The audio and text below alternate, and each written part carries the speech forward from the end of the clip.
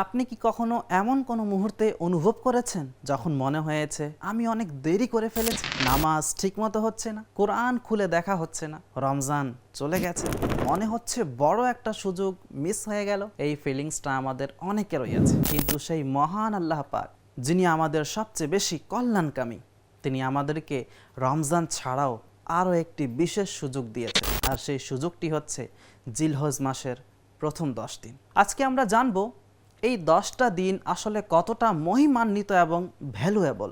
আগে একটা ছোট্ট জিনিস ক্লিয়ার করি, আরবি 12 মাসের একদম শেষে যেই মাসটা আসে সেটাই জিলহজ। আর এই নামটার পেছনেও একটা সুন্দর কারণ আছে। হযরত আল্লামা উমর ইবনে আহমদ আফেন্দি রহমতুল্লাহি আলাইহি বলেন, সুম্মিয়া যুলহিজ্জাতি লিআদাইল হজ্জি ফীহি, অর্থাৎ এই মাসে হজ আদায় করা হয় বলেই এর নাম জিলহজ। নামের মধ্যেই এই মাসের পরিচয় লুকিয়ে আছে।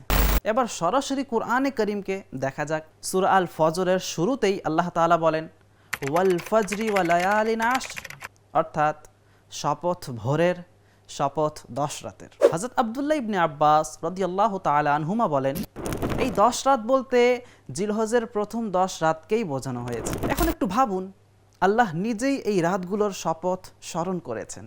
আর আল্লাহ কখনো ছোট বা ইনসিগনিফিক্যান্ট কিছুর শপথ করেন না। যখন তিনি শপথ করেন সেটা অবশ্যই অনেক বড় এবং সম্মানিত কিছু হয়। এবার আসি সবচেয়ে ইম্পর্ট্যান্ট পার্টে। হাদিসে পাকে এসেছে, সারা বছরের মধ্যে এমন কোনো দিন নেই যেসব দিনে আল্লাহর ইবাদত করা হয় এবং তা জিলহজের প্রথম 10 দিনের আমলের চেয়ে বেশি পছন্দনীয়, আর নিষিদ্ধ দিনগুলো ছাড়া। এই দিনগুলোর প্রতিটা রোজা এক এক বছরের রোজার সমান সওয়াব রাখে, আর প্রতিটা রাতের ইবাদত লাইলাতুল কদরের মতো রিওয়ার্ড নিয়ে আসে। ভিউয়ার্স, একটু চিন্তা করে দেখুন, আপনি যদি 10টা রোজা রাখেন তাহলে আপনার আমল নামায় 10 বছরের রোজার সওয়াব লেখা হবে। আপনি যদি এই 10 রাত ইবাদত করেন, প্রতিটা রাত যেন লাইলাতুল কদরের মতো হয়ে যায়। রাসূলুল্লাহ সাল্লাল্লাহু আলাইহি ওয়াসাল্লাম নিজে এই মাসের প্রথম 9টা রোজা কনসিস্টেন্টলি রাখতেন, তিনি মিস করতেন না। তাহলে আমরা কি এই অপরচুনিটি ছেড়ে দেব? ভিউয়ার্স, একটা কথা বলি, হজে যেতে না পারলে অনেক সময় মন খারাপ হয়, মনে হয় আমার ভাগ্যে নেই, আমি বঞ্চিত।